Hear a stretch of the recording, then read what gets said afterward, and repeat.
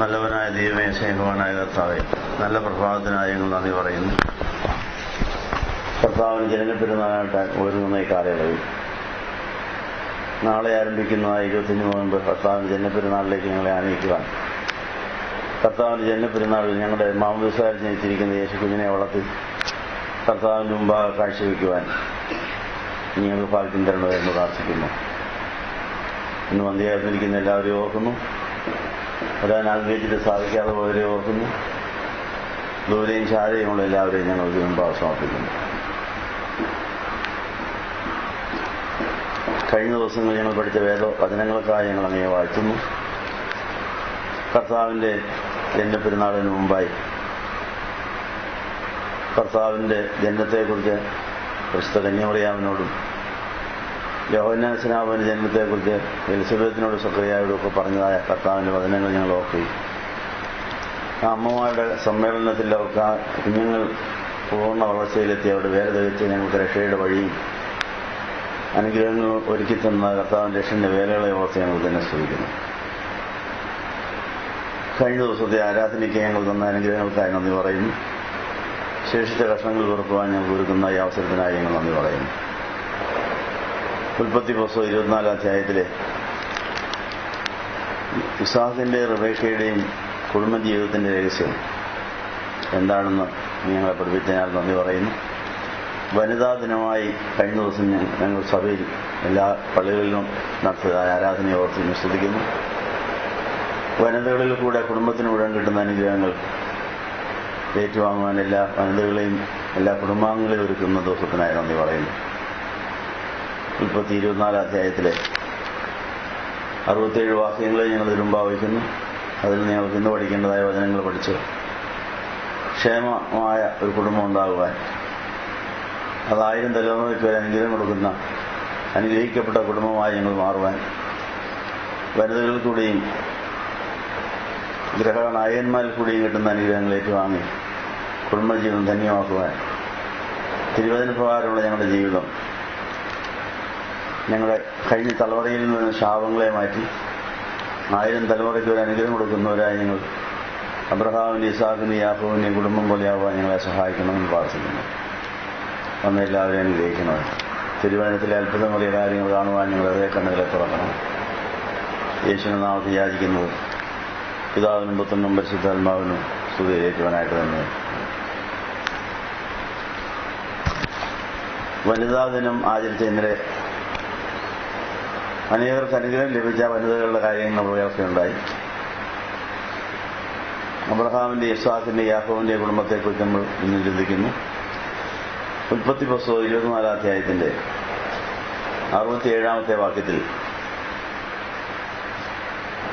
ഇസ്ഹാക്ക് റിബേക്കയെ തൻ്റെ അമ്മയായ സാറായുടെ കൂടാരത്തിലേക്ക് കൂട്ടിക്കൊണ്ടുപോയി. അവൻ റിബേക്കയെ സ്വീകരിച്ചു.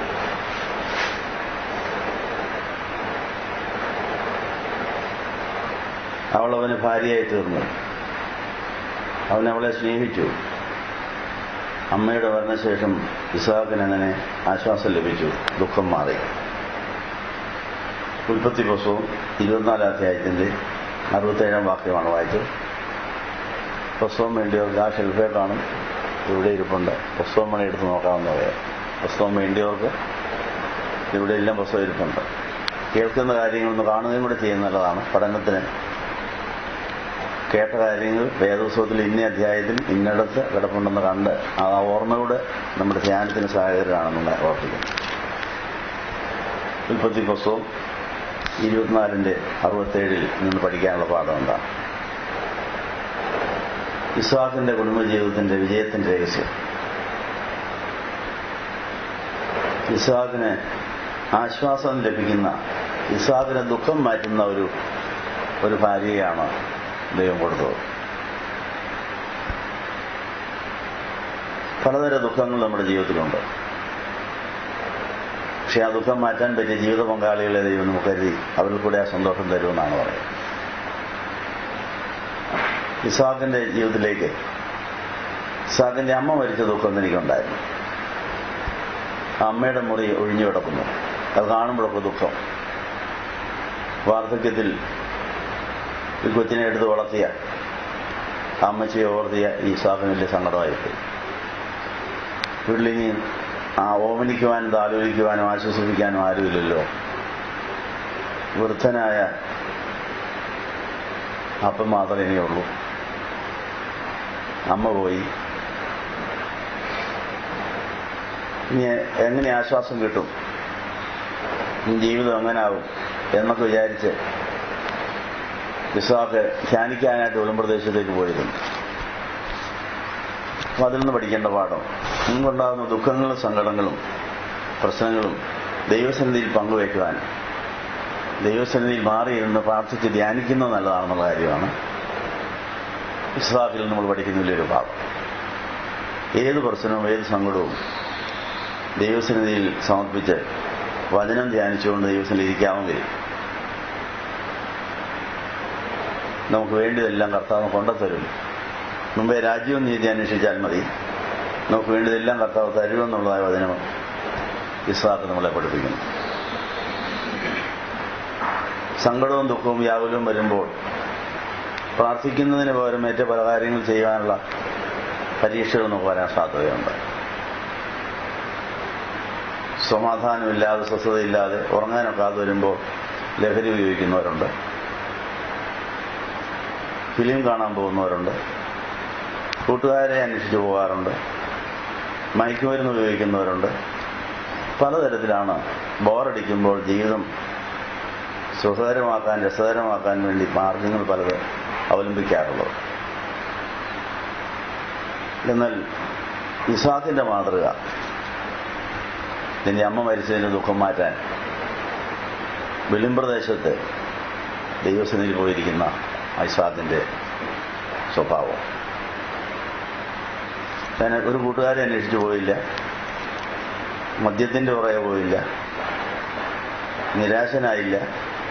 തന്നെ അതുവരെ നടത്തിയതായ ദൈവസന്നിധിയിൽ തൻ ദുഃഖം പങ്കിട്ടുകൊണ്ട് എൻ്റെ വീടിൻ്റെ ഭാവി എന്താണ്, ഇനി എൻ്റെ ജീവിതത്തിന് എന്താണ് ഭാവി എന്നൊക്കെ ചോദിച്ചുകൊണ്ട് വീട്ടിലെ ജോലിയെല്ലാം ഒതുക്കിയതിന് ശേഷം വെളിമ്പ്രദേശത്ത് ധ്യാനിച്ചുകൊണ്ടിരുന്ന ഇസ്ഹാക്കിന് ദൈവം തമ്പുരാൻ ആശ്വാസവും ദുഃഖം മാറ്റുന്ന ഒരു ജീവിത പങ്കാളിയെ കൊണ്ടു കൊടുത്തു.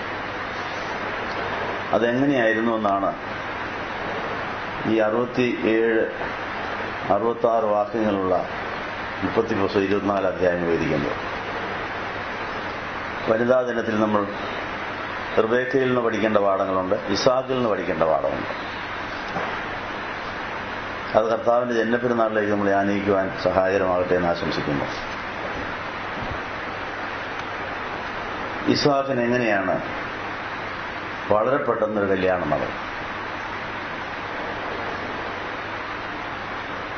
പെണ്ണ് കാണാൻ പോയില്ല, കല്യാണം ആലോചിക്കാൻ തന്റെ വിശ്വസ്തനായ ഒരു ദാസനെ പറഞ്ഞയക്കുന്നു. ഇലിയാസാർ എന്നാണ് പേര്. ആ ദാസനെ പറഞ്ഞയക്കുന്നതിന് മുമ്പ് തന്റെ മകന്റെ ജീവിത പങ്കാളിയെ കണ്ടെത്തുന്ന ആ ദൗത്യം ദൈവത്തെ തന്നെയാണ് അബ്രഹാം ഏൽപ്പിച്ചത്. അബ്രഹാം പറഞ്ഞു, ദൈവം എനിക്ക് 100-ാം വയസ്സിൽ കിട്ടിയ മോനാ, അവന് 40 വയസ്സായി, ഇനി അവന്റെ ഭാവി എങ്ങനാകും? അതുകൊണ്ട് സ്വർഗത്തിലെ ഒരു ദൂതൻ തന്നെ പോയി ഇവന്റെ ജീവിത പങ്കാളിയെ കണ്ടെത്തണമെന്നാണ് പറഞ്ഞു. നമ്മൾ ആരെങ്കിലും അങ്ങനെ വിവാഹപ്രായമായ പിള്ളേർക്ക് ജീവിത പങ്കാളിയെ കണ്ടെത്താൻ ഒരു മാലാഖയെ അയക്കണമെന്ന് പ്രാർത്ഥിച്ചിട്ടുണ്ടോ? ഇല്ലെങ്കിൽ ക്ഷമ ചോദിക്കും. എന്താ നമ്മുടെ ജീവിതത്തിലെ പരാജയത്തിന് ഉള്ള ഒന്നാമത്തെ കാരണം നമ്മൾ ദൈവത്തിൽ ആശ്രയിച്ചില്ല. നമ്മുടെ ബുദ്ധിയിൽ നമ്മളങ്ങ് പരിപാടി അങ്ങ് തുടങ്ങി, ഇന്നവരെ കൊള്ള, ഇന്നടത്ത് കൊള്ള, അങ്ങനെ ആയാൽ കൊള്ള, ഇങ്ങനെ ആയിക്കൊള്ള എന്ന് പറഞ്ഞ് പോയിക്കൊള്ളുക. അബ്രഹാമിന്റെ നല്ല മാതൃക. ദൈവവിശ്വാസിയും ദൈവാശ്രയം ഉണ്ടായിരുന്ന അബ്രഹാം 100-ാമത്തെ വയസ്സിൽ കിട്ടിയ മോന് 40 വയസ്സായപ്പോ അതുവരെയും അവന് അപ്പന്റെ കൂടെ താമസമാണ്. ഈ മോൻ പറഞ്ഞില്ല എനിക്ക് കല്യാണം കഴിച്ചാൽ കൊള്ള, സമയം എത്രയായില്ല, അപ്പൻ എന്നാ നോക്കിയിരിക്കാന്നൊന്നും പറഞ്ഞില്ല. 40 വയസ്സ് വരെ അപ്പന്റെ കൂടെ ജോലി ചെയ്യുക, വീട്ടിലെ പണിയൊക്കെ ചെയ്യുക, അപ്പന്റെ കൂടെ കൃഷി ചെയ്യുക, വീട്ടുകാരും ചെയ്യുക. അവൻ കല്യാണത്തിന്റെ കാര്യം ചിന്തിച്ചേ ഇല്ല. അപ്പനാണ് ചിന്ത വന്നത്, 40 വയസ്സായല്ലോ മോനെ, ഇതിന് ജീവിത പങ്കാളി വേണം. മനുഷ്യൻ ഏകനായിരിക്കുന്നതെന്നല്ല, എന്ന് ദൈവം തമ്പുരാൻ പറഞ്ഞ ദൈവമാണ് ആദാമിനെ ഹവ്വായെ വാരിയിൽ നിന്നുണ്ടാക്കി കൊടുത്തത്. അതുപോലെ അബ്രഹാമിൻ തന്റെ മകനായ ഇസ്ഹാക്കിന് ജീവിത പങ്കാളി വേണം എന്ന് പറഞ്ഞ് ദൈവത്തോട് തന്നെ ആലോചന ചോദിച്ചു. ദൈവമേ, നീയാണ് ജീവിത പങ്കാളികളെ തിരഞ്ഞെടുത്ത് തരേണ്ടത്. അതുകൊണ്ട് എൻ്റെ മകന് നീ കരുതിയിരിക്കുന്ന ജീവിത പങ്കാളി ആരാണ്, എവിടെയാണ്, എങ്ങനെയാണ് ആളിനെ കണ്ടെത്തേണ്ടതെന്ന് അറിയാൻ പ്രാർത്ഥിച്ചു. അപ്പോൾ സ്വർഗത്തിലെ അപ്പച്ചൻ പറഞ്ഞ ഒരു ദൂതനെ വിട്ടിട്ടുണ്ട്. ദൂതൻ പോയി കഴിഞ്ഞപ്പോൾ പിന്നെ തന്റെ വിശ്വസ്തനായ ഒരു ജോലിക്കാരനുണ്ട്, കാര്യസ്ഥൻ, എലിയാസാർ എന്നാ പേര്. എലിയാസാറിനെ വിളിച്ച് വിവാഹാലോചനയ്ക്ക് ഒരു പ്രത്യേക സ്ഥലത്തേക്ക് പറഞ്ഞു വിടുകയാണ്. അപ്പം പ്രാർത്ഥിച്ച് ദൈവത്തിൽ ആശ്രയിച്ചപ്പോൾ ദൈവം അബ്രഹാമിന് കൊടുത്ത ചില ആലോചനകൾ. നിന്റെ മകന് പറ്റിയ ജീവിത പങ്കാളി ആരെല്ലാം അല്ലെന്നാണ് ആദ്യം പറയുന്നത്. ആരായിരിക്കും, അത് എവിടുന്നായിരിക്കും എന്ന സൂചനകൾ കൊടുത്തു. അപ്പം ദൈവത്തിന്റെ നിയോഗപ്രകാരം ദൈവം നമുക്ക് കരുതിയിരിക്കുന്ന കാര്യങ്ങൾ എന്തെല്ലാം അല്ലെന്നറിഞ്ഞതിന് ശേഷമേ എന്തെല്ലാം ആണെന്ന് തിരിച്ചറിയാനൊക്കെ ഉള്ളൂ. നമ്മളെ വഞ്ചിക്കാൻ ആഗ്രഹിക്കുന്ന പിശാച് ദൈവം നമുക്ക് കരുതാത്തത് മുമ്പിൽ കൊണ്ട് കാണിച്ച് അവന്റെ കള്ളച്ചരക്ക് ചെലവഴിക്കാൻ സാധ്യതയുണ്ടെന്നുള്ളൊരു സത്യമാണ്. പലരുടെയും ജീവിത പങ്കാളികൾ ദൈവം കാണിച്ചു കൊടുക്കുന്നതിന് കയറിയെടുത്തതാകാം, കെട്ടിയേൽപ്പിച്ചതാകാം, വന്നു കയറിയതാകാം.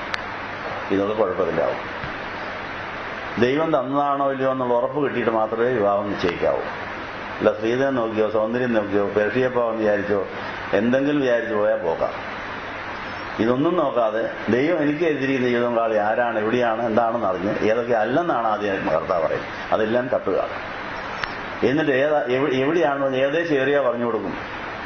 അവിടെ ചെന്ന് തപ്പുമ്പോൾ ദൈവം കാണിച്ചു തരുന്നത് എങ്ങനെയാണെന്ന് അറിയാൻ 24 അധ്യായം മുഴുവൻ വായിക്കുന്നത് നല്ലതാണ്. തുടക്കത്തിൽ 24 തുടക്കത്തിൽ അബ്രഹാം പ്രായാധിക്യത്തിൽ വൃദ്ധനായി. യഹോവ അബ്രഹാമിനെ സകലത്തിലും അനുഗ്രഹിച്ചിരിക്കുന്നു. അപ്പൊ എല്ലാത്തിലും അനുഗ്രഹിക്കപ്പെട്ട അബ്രഹാം ഇനി ഒരു മരുമകളെ കിട്ടുന്ന അനുഗ്രഹം കൂടിയാണ് വേണ്ടത്. അതും ദൈവത്തിൽ ആശ്രയിക്കുകയാണ്. അബ്രഹാം തന്റെ ഭൃത്യന്മാരിൽ പ്രായം കൂടിയവനും തനിക്കുള്ളതിനൊക്കെ മേൽവിചാരകനുമായ ദാസനോട് പറഞ്ഞത്,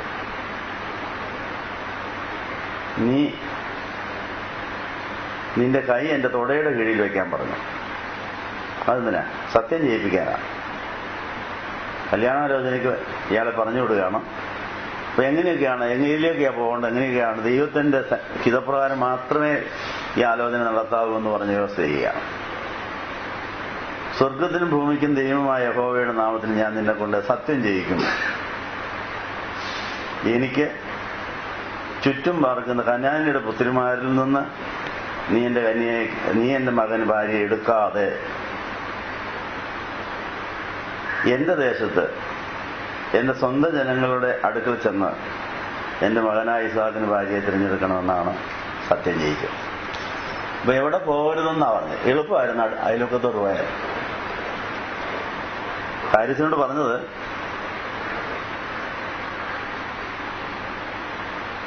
എനിക്ക് ചുറ്റും പാർക്കുന്ന കനാന്യരുടെ പുത്രിമാരിൽ നിന്ന് നീ എന്റെ മകന് ഭാര്യയെ എടുക്കരുത് എന്നാ പറഞ്ഞു. എളുപ്പമുള്ള കാര്യമായിരുന്നു. അവർക്ക് ഇങ്ങോട്ട് താല്പര്യവും കാണും. പക്ഷെ അവിടെയല്ല തന്റെ മകന്റെ ജീവിത പങ്കാളിയെന്ന് ദൈവാത്മാവ് പറഞ്ഞിരുന്നു. നമുക്ക് ആ ബോധ്യം വല്ലതും ഉണ്ടോ? ദൈവം നമുക്ക് കരുതാത്ത കാര്യങ്ങൾ ഏതെല്ലാമാണ്, നമുക്ക് വേണ്ടാത്ത കാര്യങ്ങൾ എന്തൊക്കെയാണ്? നീതിയും സമാധാനവും പരിശുദ്ധാത്മാവിലുള്ള സന്തോഷമാണത് എന്ന് നമുക്ക് തരാമെന്ന് പറയുന്നു. പക്ഷെ നീതിയും സമാധാനവും പരിശുദ്ധാത്മാവിലുള്ള സന്തോഷം ദൈവരാജ്യത്തിൽ നിന്ന് മാത്രം കിട്ടുന്നതാണ്. ബന്ധതയായാലും ആഹാരമായാലും പാനീയമായാലും ജീവിതമായാലും നീതിയും സമാധാനവും പരിശുദ്ധാത്മാവിലുള്ള സന്തോഷം വേണമെങ്കിൽ മുമ്പേ ദൈവരാജ്യം അന്വേഷിക്കണം. അതുകൊണ്ട് ദൈവരാജ്യം എന്താണെന്ന് അന്വേഷിച്ച് ദൈവരാജ്യത്തിൽ കൂടെ വേണം, ആ രാജാവിൽ കൂടെ വേണം നമ്മുടെ കാര്യം നടക്കാനെന്നാണ് അപ്പോസ്തലനായ പൗലോസ് നമ്മളെ പഠിപ്പിക്കുന്നത്. അതുകൊണ്ട് ദൈവരാജ്യം ഭക്ഷണവുമല്ല പാനീയവുമല്ല, നീതിയും സമാധാനവും പരിശുദ്ധാത്മാവിൽ സന്തോഷവുമാണ്. ആ പുതിയ സന്തോഷത്തിൽ ക്രിസ്തുവിനെ സേവിക്കുമ്പോൾ നമ്മൾ മനുഷ്യർക്ക് കൊള്ളാവുന്നതിന് ദൈവത്തെ പ്രസാദിപ്പിക്കുന്ന ഒരു ഭാവമെന്നാണ് റോമർ 14:17-18 വാക്യങ്ങളിൽ എഴുതിയിരിക്കുന്നത്. അപ്പോൾ ഏതാവശ്യം വന്നാലും എന്ത് കാര്യം വന്നാലും പിതാവിൻ്റെ കൂടെ മറഞ്ഞിരിക്കുക, അതാണ് നീതി എന്ന് പറയുന്നത്. അദൃശ്യനായ അരൂപിയായ സർവ്വവ്യാപിയായ ദൈവം സ്വർഗസ്വനായ ദൈവത്തിൻ്റെ സന്നിധിയിൽ അവൻ്റെ പാദത്തിൽ മറഞ്ഞ് ഒളിഞ്ഞ് ഇരിക്കുമ്പോൾ നീതി നിവർത്തിക്കപ്പെടുകയാണ്. അപ്പോൾ നീതിമാനായ ദൈവം സമാധാനം തരും, പരിശുദ്ധാത്മാവിലുള്ള സന്തോഷം തരും. അതിൽ ക്രിസ്തുവിനെ സേവിക്കുവാനുള്ള മനോഭാവവും അവസരങ്ങളിൽ ലഭിക്കുമ്പോൾ മനുഷ്യർക്ക് കൊള്ളാവുന്നവരും ദൈവത്തെ പ്രസാദിപ്പിക്കുന്നതിനുമായി മാറിക്കഴിയുമ്പോൾ നമുക്ക് വേണ്ടി കൊണ്ടുത്തരേണ്ടത് ദൈവത്തിൻ്റെയും മനുഷ്യരുടെയും ആവശ്യമായി തീരും. നമ്മളന്വേഷിക്കുകയല്ല. നമ്മൾ മനുഷ്യർക്ക് കൊള്ളാവുന്നവരായാൽ മതി. നമ്മുടെ ആവശ്യങ്ങൾ നമ്മളെക്കാൾ മറ്റുള്ളവർക്കായിരിക്കും ബോധ്യമാകുന്നു. അബ്രഹാം 40 വയസ്സ് വരെ ഇസാക്കിനെ വളർത്തി. കാണുന്നവരൊക്കെ ചോദിക്കുക അബ്രഹാമിനോട്, നിന്റെ മകന് ഒരു കല്യാണം വേണ്ടേ? എന്താ ആലോചിക്കാത്തത്? അപ്പനെ ചിന്തിക്കുന്നതിന് മുമ്പ് തന്നെ നാട്ടുകാർക്കും വീട്ടുകാർക്കും എല്ലാം ആവശ്യമുള്ളൂ. ഈ മോന് നല്ല മിടുക്കനായൊരു പയ്യൻ, സുന്ദരൻ, നല്ല സ്വഭാവി. അവൻ്റെ അമ്മ മരിക്കുകയും ചെയ്തു. ഒത്തിരി പേര് ഈ അബ്രഹാമിനോട് പറഞ്ഞു കാണും, ഇതിനൊരു ജീവിത പങ്കാളി വേണം.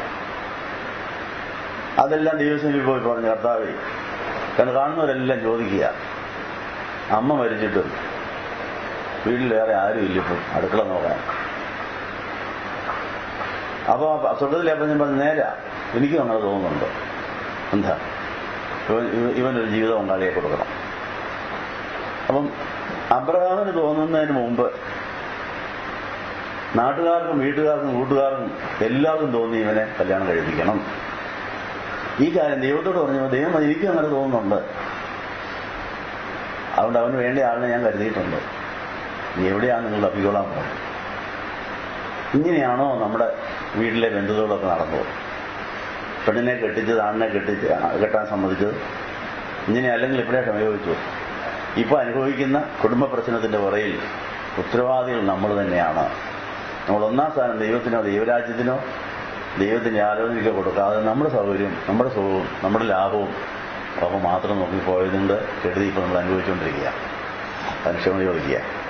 തെറ്റിപ്പോയി കർത്താവേ ക്ഷമിക്കണം, ഇനിയെങ്കിലുള്ള സമയം ഞങ്ങൾക്ക് അപ്പുറകോട്ട് നിന്റെ അടുത്തേക്ക് വന്നിരിക്കുന്ന തെറ്റുകൾക്ക് പരിഹാരം കണ്ടെത്തുവാൻ, പ്രശ്നത്തിന് പരിഹാരം കണ്ടെത്തുവാൻ അബ്രഹാമിൻ്റെയും ഇസ്ഹാക്കിൻ്റെയും ദൈവത്തെ ഞങ്ങൾ ആരാധിക്കുന്നു എന്ന് പറയാമെങ്കിൽ ആ മാതൃകയിൽ നമുക്ക് ജീവിതത്തെ തിരുത്താൻ സാധിക്കും.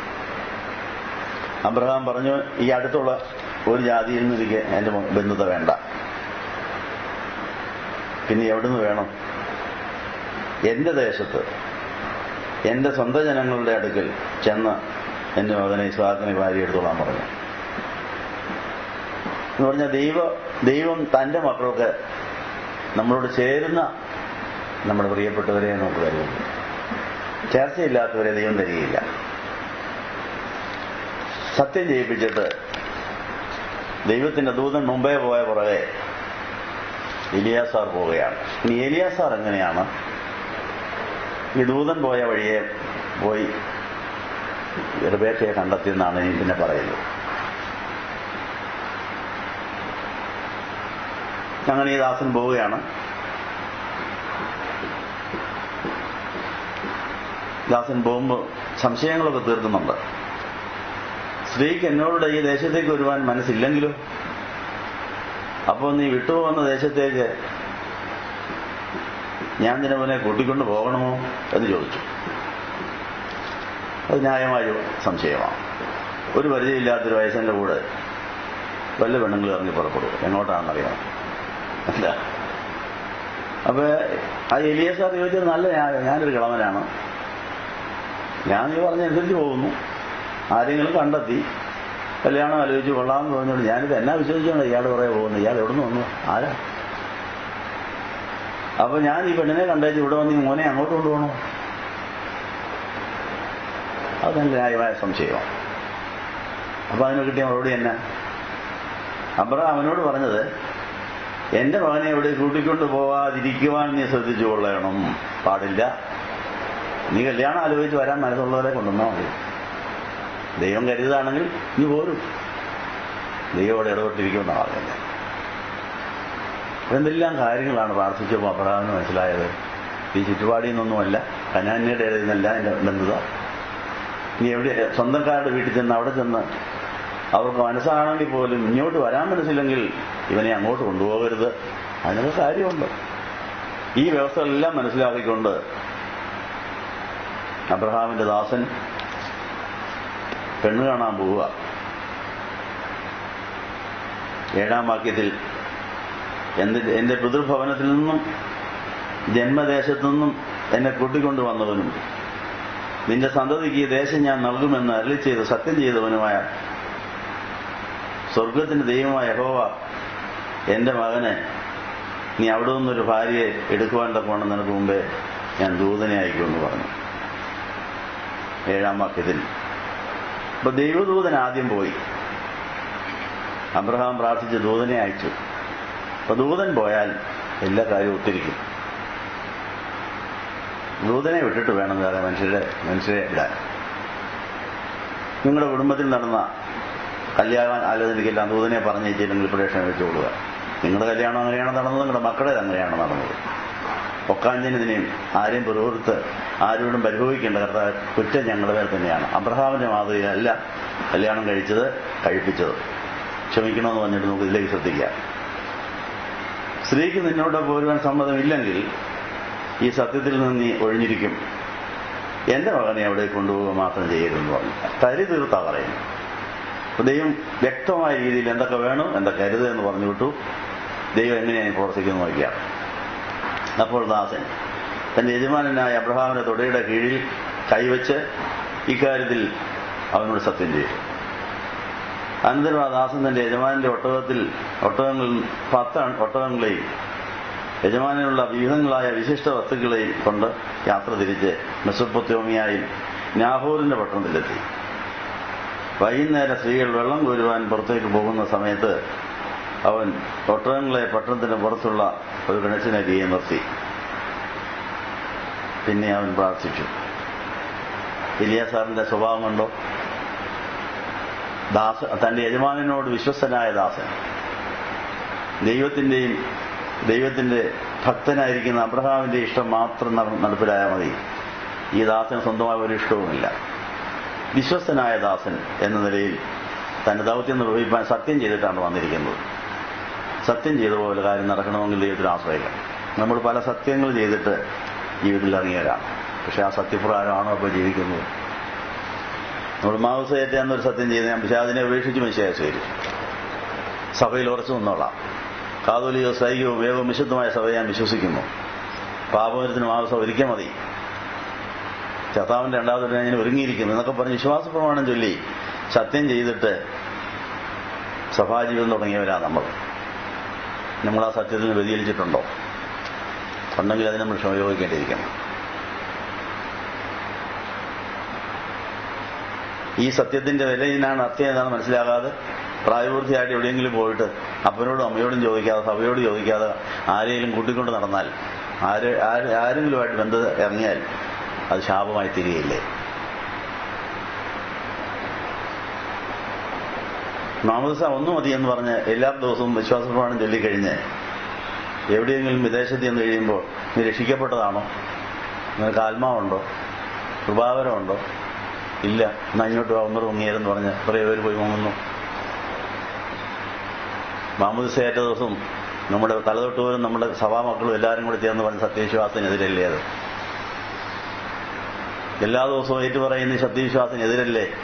ഒരു സ്നാനം ഏറ്റിട്ടുണ്ടെങ്കിൽ ഒന്നുകൂടെ ഏൽക്കണമെന്ന് പറയുമ്പോൾ ഈ വിശ്വാസപ്പാണ് ഒന്നുകൂടെ ചെല്ലേണ്ടതല്ലായിരുന്നോ? ഈ സ്നാനത്തിന്റെ എണ്ണമല്ല വർദ്ധിപ്പിക്കേണ്ടത്, സ്നാനത്തിന്റെ അനുഭവമാണ്.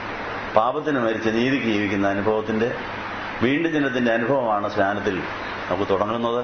അത് പൂർത്തീകരിച്ചാൽ പരിശുദ്ധാത്മാവുന്ന കാര്യസ്ഥൻ ആ എലിയാസാർ നമ്മുടെ എല്ലാ കാര്യവും നടത്തുമെന്നുള്ളൊരു പ്രമാണവും ഇതിനകത്തുണ്ട്. സത്യങ്ങൾ പാലിക്കുവാനുള്ള ബന്ധപ്പാട് നമുക്കുണ്ട്. എലിയാസാർ എന്ന് പറയുന്നത് പരിശുദ്ധാത്മാവിന്റെ പ്രതീകമാണ്. എലിയാസാറിന്റെ ആ സ്വഭാവം പരിശുദ്ധാത്മാവിൽ നമ്മൾ നിവർത്തിച്ചാൽ മതി. നമുക്ക് വേണ്ടത് വന്നു ചേരുമ്പോൾ കൊണ്ട് നോക്കുള്ളൂ. എലിയാസാറിന്റെ സ്വഭാവം കണ്ടോ? അവൻ പ്രാർത്ഥിച്ചു, എന്റെ യജമാനായ അബ്രഹാമിന്റെ ദൈവമായ യഹോവേ, എന്റെ യജമാനായ അബ്രഹാമിനോട് നീ കൃപ ചെയ്ത് ഇന്ന് തന്നെ കാര്യം സാധിപ്പിച്ചു തരണമേ എന്ന് പറഞ്ഞു.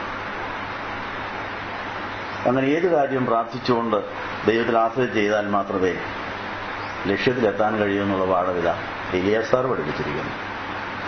അങ്ങനെ പ്രാർത്ഥിച്ചുകൊണ്ട് ഇന്നിപ്പോൾ പ്രാർത്ഥനയ്ക്ക് മറുപടി കിട്ടുകയാണ്.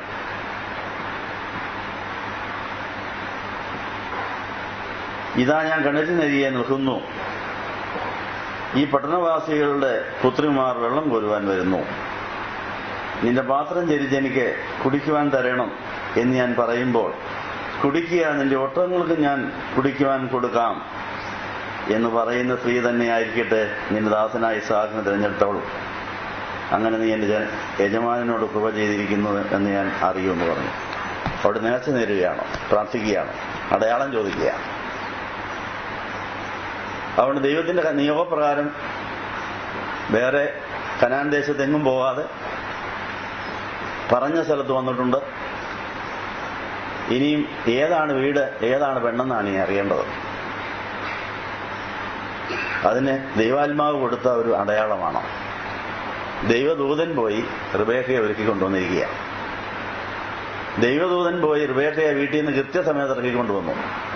വെള്ളം കോരാനായിട്ട് ഒരുക്കി തയ്യാറാക്കി കൊണ്ടുവന്ന് ആ വഴിയരിയിൽ യാത്ര ചെയ്ത് ക്ഷീണിച്ചിരിക്കുന്ന എലിയാസാർ വെള്ളം ചോദിക്കാൻ പോവുകയാണ്. എലിയാസാർ പറയുക, ഞാനും എൻ്റെ ഒട്ടകങ്ങളും നല്ലപോലെ ക്ഷീണിച്ചാണ് ഒത്തിരി യാത്ര ചെയ്ത് അവിടെ വന്നിരിക്കുന്നത്. ദൈവത്തിന്റെ ദൂതൻ നേരത്തെ വന്ന് ഈ പ്രദേശത്ത് എവിടെയോ ഒരു സ്ത്രീയെ ഒരുക്കിയിട്ടുണ്ട്. ഇതിലാരാന്ന് ഞാനിപ്പോൾ എങ്ങനെ അറിയുന്നു? ഒരു അടയാളം പറയുക, ഞാൻ വെള്ളം ചോദിക്കും. എനിക്ക് മാത്രമല്ല, എൻ്റെ ഒട്ടകത്തിന് ദാഹമുണ്ടെന്ന് മനസ്സിലായ ആ മൃഗങ്ങളുടെ പ്രാണാനുഭവം കൂടെ അറിയുന്ന സ്നേഹമുള്ള, കരുതലുള്ള, ബുദ്ധിയുള്ള, പരിവാഹതയുള്ള ഒരു കന്യകയെ എനിക്ക് കാണിച്ചു തരണം. എനിക്ക് ഇച്ചിരി വെള്ളം ചോദിക്കും. അവള് പറയണം, നിനക്ക് മാത്രമല്ല 10 ഒട്ടകത്തിനോട് വെള്ളം കോരി തന്നേക്കാമെന്ന് പറയാം. അതായിരിക്കും അടയാളം. ആ സേവന മനോഭാവത്തിലാണ് കല്യാണം ഉറയ്ക്കുന്നത്. ഇങ്ങനെ പ്രാർത്ഥിച്ചുകൊണ്ടിരുന്നപ്പോൾ തന്നെ ഇതാ റിബേക്ക വരുന്നു. അവൻ പറഞ്ഞു തരുന്നതിന് മുമ്പ് തന്നെ അബ്രഹാമിന്റെ സഹോദരനായ നാഹോറിന്റെ ഭാര്യയായ മിൽക്കയുടെ മകനായ ബെഥുവേലിന്റെ മകൾ റിബേക്ക തോളിൽ പാത്രവുമായി വന്നു. പെൺകുട്ടി കാഴ്ചയിൽ അതിസുന്ദരിയും പുരുഷ സ്പർശം ഏൽക്കാത്തവളും ആയിരുന്നു. അവൾ കിണറ്റിലേക്ക് ഇറങ്ങി പാത്രം നിറച്ചുകൊണ്ട് കയറി വന്നു. അപ്പോൾ ദാസൻ ഓടിച്ചെന്ന് അവളെ എതിരേറ്റ് അവളോട്, ദയവായി നിന്റെ പാത്രത്തിൽ നിന്ന് കുറച്ച് വെള്ളം എനിക്ക് കുടിക്കുവാൻ തരണമെന്ന് പറഞ്ഞു. യജമാനനെ കുടിച്ചാലും എന്ന് പറഞ്ഞുകൊണ്ട് അവൾ പെട്ടെന്ന് പാത്രം കയ്യിൽ നിന്ന് താഴ്ത്തി അവന് കുടിക്കുവാൻ കൊടുത്തു. അവന് കുടിക്കുവാൻ കൊടുത്ത ശേഷം അവൾ, നിന്റെ ഒട്ടകങ്ങൾക്കും കൂടി കൊടുക്കുവാൻ ഞാൻ വേണ്ടുവോളം കോരി കൊടുക്കാം എന്ന് പറഞ്ഞു. അവൾ തന്റെ പാത്രത്തിലുണ്ടായിരുന്ന വെള്ളം വേഗത്തിൽ തൊട്ടിയിലൊഴിച്ചിട്ട് വീണ്ടും കിണറ്റിലേക്ക് ഓടിയിറങ്ങി അവന്റെ ഒട്ടകങ്ങൾക്കും വെള്ളം കോരി കൊടുത്തു. കല്യാണോർപ്പ് നടന്നു. അടയാളം ഒത്തിരിക്കുന്നു. അപ്പം മാലാഹ പോയി, ദൈവത്തിന്റെ ദൂതൻ പോയി കല്യാണം ഉറപ്പിച്ചാലുള്ള ഗുണം എങ്ങനെയാണ്? പൊരുത്തങ്ങൾ വന്നത്. സേവന മനോഭാവമുള്ള, സ്നേഹമുള്ള, ബുദ്ധിയുള്ള, കരുതലുള്ള, വീണ്ടുവിചാരമുള്ള, പാതിവൃത്യമുള്ള ഒരു കന്യകയാണുള്ളത്. ഈ കന്യയെ അങ്ങനെ അടക്കി ഒതുക്കിയാണ് അപ്പനമ്മയും പഠിപ്പിച്ചിരിക്കുന്നത്. പെൺകുട്ടി കാഴ്ചയിൽ അതിസുന്ദരിയായിരുന്നു എന്ന ഒരു പുരുഷൻ പോലും തൊട്ടിട്ടുമില്ല. ഇതെങ്ങനെ സാധിക്കും? സുന്ദരിമാരെ സൗന്ദര്യം കാണിച്ചുകൊണ്ടാണ് എല്ലായിടത്തും നടക്കുന്നത്. എല്ലാവരും തൊട്ടു നോക്കാൻ തോന്നും പലർക്കും. ഇപ്പോഴത്തെ പരിഭവ പറഞ്ഞത്, സുന്ദരിമാരെ എവിടെയെല്ലാം കാണിച്ചുകൊണ്ടാണ് നടക്കുന്നത്. ഇപ്പോൾ എല്ലാവരും കാണട്ടെ എന്ന് വിചാരിച്ചേ അവർ കാണണമെന്നും തുടർന്നൊന്നും പിടിച്ചുകൊണ്ട് പോകണമെന്നൊക്കെ തോന്നാം. അതുകൊണ്ടാണ് കല്യാണം ആകാത്തത്. കല്യാണ മിനിറ്റ് വരെ, കല്യാണ ദിവസം വരെ കന്യയായിരിക്കണം. സൗന്ദര്യം ആരെയും കാണിക്കുകയായിരുന്നു, മറച്ചു വെച്ചേക്കണം. സൗന്ദര്യം ഭർത്താവിനെ കാണിക്കാൻ മാത്രമുള്ളതാണ്. ആ അതിസുന്ദരിയായിരുന്ന ആ ബാലിക, ആ കന്യക തന്റെ സൗന്ദര്യം മറച്ച് സൂക്ഷിച്ചു വെച്ചു. അതെന്റെ ഭാവി വരൻ മാത്രം കാണേണ്ടതാണ്. എന്റെ കന്യാവ്രതം അതുവരെയും ഭദ്രമായി സൂക്ഷിക്കേണ്ടതാണ്. ആ വ്രതം കൊണ്ടാണ് അവൾക്ക് നല്ലൊരു ഭർത്താവിനെ കിട്ടിയത്. നമ്മുടെ പലരുടെയും കല്യാണം വിവാഹത്തിന്റെ കാര്യം തന്നെ, കല്യാണത്തിന് മുമ്പ് സൗന്ദര്യം ആരെയെല്ലാം കാണിച്ചിട്ടുണ്ട്, ആരെല്ലാം കാണണമെന്ന് വിചാരിച്ച് എങ്ങനെയെല്ലാം സൗന്ദര്യം പ്രകടിപ്പിച്ചുകൊണ്ട് നടന്നിട്ടുണ്ട്. അത് പലരുടെയും കണ്ണിൽപ്പെട്ടിട്ടുണ്ട്, പലരും മോഹിച്ചിട്ടുണ്ട്, ആഗ്രഹിച്ചിട്ടുണ്ട്, തൊട്ടിട്ടുണ്ട്. തൊട്ട് നക്കി കാണും. ഇതിനൊക്കെ ബാക്കിയാണ് എൻ്റെ കല്യാണത്തിന് വരുന്നത്. എറ്റിലായിരിക്കും ഭർത്താവിന് കൊടുക്കുന്നത്. അനുഗ്രഹം കിട്ടുമോ? ശാപേ വരുമോ? ഈ റിബേക്കയുടെ മനോഭാവമുള്ള കന്യകമാർക്ക് മാത്രമേ നല്ല കല്യാണം ഉണ്ടാവുള്ളൂ. അല്ലാത്തെല്ലാം പിണങ്ങിപ്പിരിയും. അല്ലാത്തെല്ലാം ശപിക്കപ്പെട്ട പിള്ളേരെ കൊണ്ട് കുഴയേണ്ടി വരും.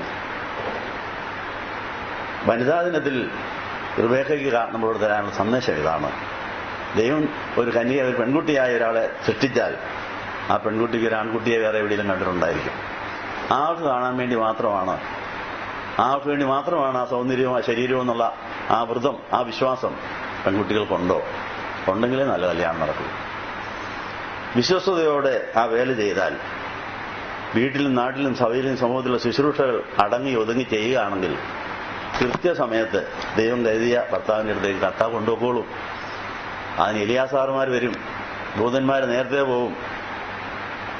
എത്ര എളുപ്പത്തിൽ കല്യാണം നടന്നു നോക്കി. അപ്പോൾ ദാസൻ ഓടിച്ചെന്നവളെ എതിരേറ്റു, വെള്ളം മേടിച്ചു കുടിച്ചു. 10 ഒട്ടകത്തിന് വെള്ളം എന്തുമാത്രം കുടിക്കാമെന്നറിയാം. 10 ലോറി വെള്ളം കുടിക്കുമായിരിക്കും. ഇത്രയും വെള്ളം കിണറ്റിൽ ഇറങ്ങിച്ചെന്ന് കോരിക്കൊണ്ട് വരത്തക്ക ആരോഗ്യവും മനസ്സും സന്തോഷവും ഒക്കെ ഉണ്ടായിരുന്നു. അങ്ങനെയാണ് കല്യാണം നടന്നത്. അതിന് പ്രീ മാരിറ്റൽ സർവീസ് എന്നാണ് എൻ്റെ പേര്. കല്യാണത്തിന് മുമ്പ് കന്യകമാര് വീട്ടിലും പള്ളിയിലും നാട്ടിലുമൊക്കെ അടക്കമൊതുക്കത്തോടെ ചെയ്തു തീർക്കുന്ന ചില ശുശ്രൂഷകളുണ്ട്. അത് കാണുമ്പോഴാണ് ഇത് ഇന്നയാളിൻ്റെ ജീവിത പങ്കാളിയാണെന്ന് പലർക്ക് തോന്നുന്നത്. അതിനുള്ള അവസരം നമുക്ക് കൊടുത്തിട്ടുണ്ടോ? ഇസ്ഹാഖും 40 വയസ്സ് വരെ വീട്ടിലെ പണി ചെയ്ത് കൃഷിയൊക്കെ ചെയ്ത് അപ്പനെയും അമ്മയെ സന്തോഷിപ്പിച്ച് അമ്മ മരിച്ചതിന് ശേഷം ഉണ്ടായ ദുഃഖവും ദൈവസേനയിൽ പറഞ്ഞുകൊണ്ടിരുന്നപ്പോഴാണ് റിബേക്ക അങ്ങോട്ട് കയറി ചെല്ലുന്നത്. ആ ഇസ്ഹാക്കിന് ദൈവം തമ്പുരാൻ കൊടുത്ത സമ്മാനമാണ് ഈ റിബേക്ക, വിശ്വസ്തയായ സുന്ദരിയായ റിബേക്ക. അവർ തമ്മിൽ കാണാൻ പോയില്ല. അവരുടെ ജോലി ചെയ്തുകൊണ്ട് വിശ്വസ്തയോടെ കഴിഞ്ഞതേ ഉള്ളൂ. ദൈവം കൃത്യസമയത്ത് അവരെ കൂട്ടിമുട്ടിച്ചു. അങ്ങനെ അവിടെ കല്യാണം നടന്നു. ആ കല്യാണം നടന്ന അന്നു മുതൽ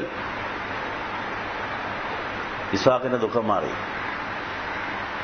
അത് മാത്രമല്ല, കർത്താവ് ചെയ്ത മറ്റൊരു കാര്യം കൂടെ ഉണ്ട്. ഇവർ രണ്ടുപേരുടെയും വിശ്വസ്തയ്ക്ക് സമ്മാനമായിട്ട് 20 കൊല്ലം അവർക്ക് മധുവിധം ആഘോഷിക്കാൻ അവസരം നൽകി. കല്യാണം കഴിച്ച അന്ന് മുതൽ 20 കൊല്ലത്തേക്ക് റിബേക്കയുടെ ഗർഭം അടച്ചു എന്ന് വേറെ വേദഭാഗമുണ്ട് വേറെടുത്ത്. 20 കൊല്ലം അവർ സന്തോഷിച്ചു. അതാ ദൈവം കൊടുത്ത സമ്മാനം.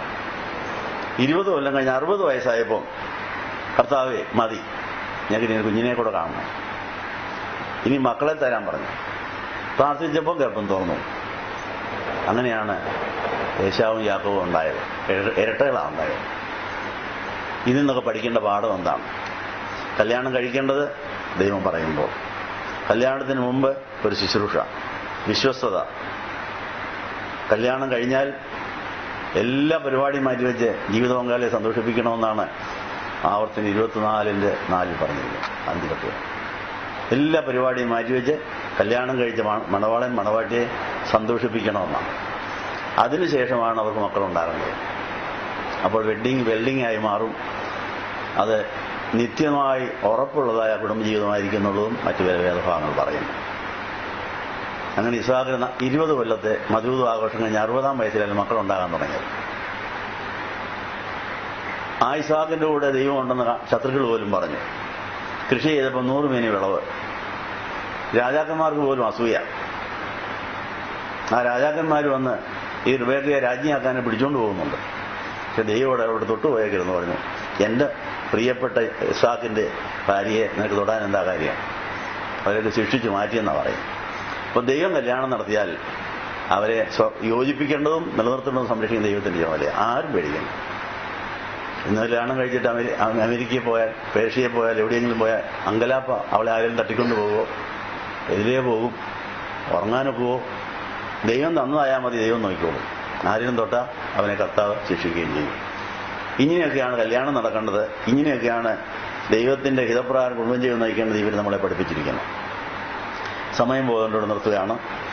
വനിതാ ദിനത്തിൽ റിബേക്ക വനിതയ്ക്കും ഇസ്ഹാക്കിന്റെ ദേഹീന മണ്ഡലത്തിലെ വനിതയ്ക്കും നമ്മളോട് പറയാനുള്ള കാര്യം, സ്ത്രീപുരുഷ ഭേദമന്യേ സകലരുടെയും ദേഹി ഒരു വനിതയാണ്. ആ വനിത കന്യകയായി യേശുക്രിസ്തു എന്ന മണവാളന്റെ മണവാട്ടിയാകാൻ മാമോദീസയിൽ വിവാഹം നിശ്ചയം ചെയ്യപ്പെട്ടതാണ്. വിവാഹ നിശ്ചയത്തിന് ശേഷം റിബേക്ക ഒട്ടകത്തിൽ കയറി കുനിഞ്ഞിരുന്ന് ഇസ്ഹാക്കിനെ കാണുന്നവരെയും ധ്യാനിച്ചുകൊണ്ട് നടന്നു. ഇസ്ഹാക്ക് റിബേക്കയെ കാണുന്നവരെയും കുനിഞ്ഞിരുന്ന് ധ്യാനിച്ചു. കൃത്യസമയത്ത് അവർ തല ഉയർത്തി രണ്ടുപേരും കണ്ടു. വിവാഹത്തിലേക്ക് പ്രവേശിച്ചു. ഇസ്ഹാക്കിന്റെ ദുഃഖം മാറി. 20 കൊല്ലത്തെ മധുവിധ ആഘോഷം. 20 കൊല്ലം കഴിഞ്ഞപ്പോൾ ദൈവം തന്നെ ഗർഭം തുറന്നു. മിടുമിടുക്കയിൽ 2 പിള്ളേരെയും കിട്ടി. അങ്ങനെയാ അബ്രഹാം, ഇസ്ഹാക്കും യാക്കോബും ദൈവത്തിന്റെ ഏജന്റന്മാരായ ഏത് തലമുറയിലും ദൈവത്തിന്റെ അറിയപ്പെട്ട മക്കളായി ഇന്നും ശോഭിക്കുന്നു. നമ്മുടെ മക്കളെയും അങ്ങനെയാക്കാൻ നമുക്കും അങ്ങനെ തീരുമാനമെടുക്കാം, പ്രാർത്ഥിക്കാം. ഞങ്ങളെ സ്നേഹിക്കുന്ന ദൈവമേ, ഈ നല്ല ദിവസത്തിനായി ഞങ്ങൾ നന്ദി പറയുന്നു. ഞങ്ങളുടെ ഇന്നത്തെ കുടുംബജീവിതത്തിലെ നഷ്ടങ്ങൾ, സങ്കടങ്ങൾ, ദുഃഖങ്ങൾ, വ്യാകുലങ്ങൾ, ഭാരങ്ങൾ മുതലായവയുടെ കാരണം ഞങ്ങൾ തന്നെയാണ് സമ്മതിക്കുന്നത്. ഞങ്ങൾ ദൈവത്തിലോ ദൈവത്തിന്റെ ദൂതനിലോ ദൈവത്തിന്റെ നിയോഗത്തിലോ വിശ്വസിക്കാതെ, സ്വയാശ്രയത്തിൽ ദൈവത്തിൽ ആശ്രയിക്കാതെ ഞങ്ങളുടെ പ്രാണൻ പാതാളത്തിൽ പോയി പാതാള ജീവികൾ ഞങ്ങൾ കയറി വന്ന് ഞങ്ങൾക്ക് സന്തോഷമില്ലാതെ, ദൈവം വിലക്കിയതിൽ ഞങ്ങൾക്ക് രസം തോന്നുന്നു, ദൈവം വേണ്ടാന്ന് പറഞ്ഞതിൽ ആ വിലക്കപ്പെട്ടത് രസകരമായി തോന്നുന്നു, ദൈവം വേണമെന്ന് പറയുന്നത് വേണ്ടാന്ന് തോന്നുന്നു. അത് ഞങ്ങളുടെ ജീവിതത്തിൽ തകർത്ത് കളഞ്ഞ് ഞങ്ങൾ ക്ഷമിക്കണമേ. വനിതാ ദിനത്തിൽ റിബേക്ക ഞങ്ങളോട് പറഞ്ഞ കാര്യം, ഇസ്ഹാക്ക് ഞങ്ങളോട് പറഞ്ഞ കാര്യം ഞങ്ങളുടെ അടുത്ത തലമുറയ്ക്ക് അനുഗ്രഹം കിട്ടുവാൻ തക്കവണ്ണം കർത്താവ് ഞങ്ങൾ ജനിച്ചിട്ട് ആ കർത്താവ് ആ ദൈവരാജ്യത്തിന്റെ ഉള്ളിലെ നീതി, സമാധാനം, പരിശുദ്ധാത്മാവ്, സന്തോഷവും അന്വേഷിച്ചിട്ട് ഞങ്ങൾക്ക് വേണ്ടതെല്ലാം ഞങ്ങളെ തേടി വരുവാൻ, താഴ്മയ്ക്കും ബഹുഭക്തിക്കുള്ള പ്രതിഫലമായ ധനവും മാനവും ജീവനും ലഭിക്കാൻ ഞങ്ങളുടെ ജന്മസാവലിയോടെ ഞാൻ സഹായിക്കണമെന്ന് യേശുവിന്റെ നാമത്തിൽ യാചിക്കുന്നു. പിതാവിനും പുത്രനും പരിശുദ്ധാത്മാവിനും സുഖേറ്റാനായിട്ട്